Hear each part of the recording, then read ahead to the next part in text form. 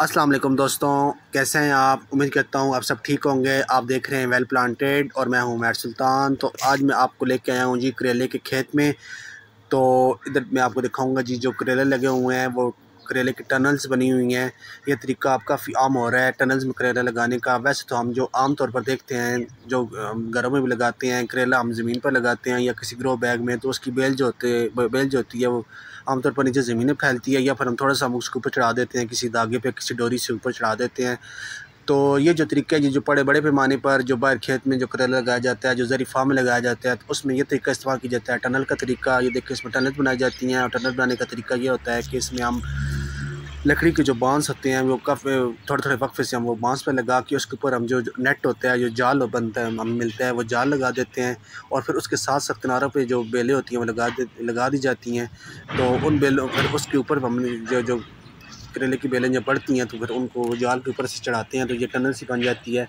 तो ये तरीका अब काफ़ी आम हो रहा है, क्योंकि ये आम तरीके से जो करेला लगाया जाता है ज़मीन के ऊपर, और जिसको बेल हम ज़मीन पर फैलने देते हैं, वो तरीका और इस तरीके की पैदावार में बहुत ज़्यादा फ़र्क है। इस तरीके से तकरीबन पैदावार डबल हो जाती है। तो ये देखें कि करेले कुछ साथ लगे हुए देखें, इसमें ये बीज बन रहे हैं। तो बीज जब बिल्कुल इसका रेड हो जाता है तो समझें इसका बीज बिल्कुल तैयार है लगाने के लिए। तो इस तरीके से जो पैदावार है ये डबल हो जाती है इसकी करेले की।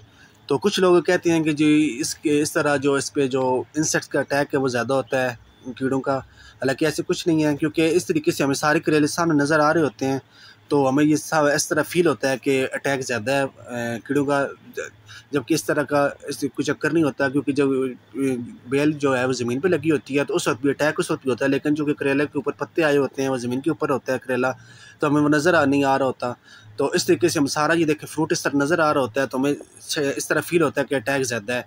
तो अभी जो माहिरीन है वो ये कहते हैं कि इस तरह के लगाने से पैदावार में इजाफा होता है, और इसमें कोई अटैक ज़्यादा भी नहीं होता। इस तरह के जो आम तरीका है उस लगाने में, उस तरीके में कोई फ़र्क ज़्यादा नहीं होता जो इंसेक्ट्स का है। तो इस तरीके से हम जो स्प्रे करते हैं, स्प्रे भी जो इक्वली सारे पौधे पे इक्वली स्प्रे बराबर तकसीम होता है, तो इस वजह से इसकी जो पैदावार है वो अच्छी होती है।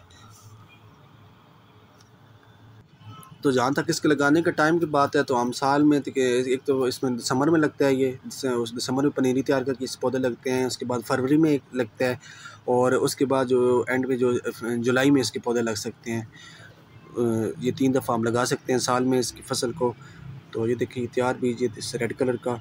तो इसके जो फ्रूटिंग है हम तकरीबन 9 माह ऐसा ले सकते हैं, 9 माह ये पौधा चलता रहता है। इस वजह से ये काफ़ी जो है मुनाफा बख्श फसल समझी जाती है। अगर आप लगा रहे हैं इसको तजारती बनाने पे लगा रहे हैं, किसी बड़े खेत में लगा रहे हैं, तो ये तरीका इस्तेमाल करें टनल का तरीका, ये काफ़ी मुनाफा बख्श तरीका है। तो ये देखें अब इस पर इतनी ये जो बेलें हैं फैल गई हैं कि नीचे से ये कुछ नज़र नहीं आता हमें। तो मैं इधर आया हुआ था, मैंने सोचा आपको भी ये टनल्स दिखाऊं। ये 3 टनल्स हैं इस खेत में। तो दोस्तों ये थी मेरी आज की वीडियो। मैं उम्मीद करता हूँ कि मेरी वीडियो आपको आज की अच्छी लगी होगी। अगर आपको मेरी वीडियो अच्छी लगी है तो मेरे चैनल को सब्सक्राइब कर दें, मेरी वीडियो को लाइक कर दें। तो आपसे इंशाल्लाह मुलाकात होगी जी किसी नेक्स्ट वीडियो में। तो तब तक के लिए आपसे मैं इजाज़त चाहूँगा। मैंने भी घर में करेला लगाया हुआ है, उसमें मैं वीडियो बना रहा हूँ।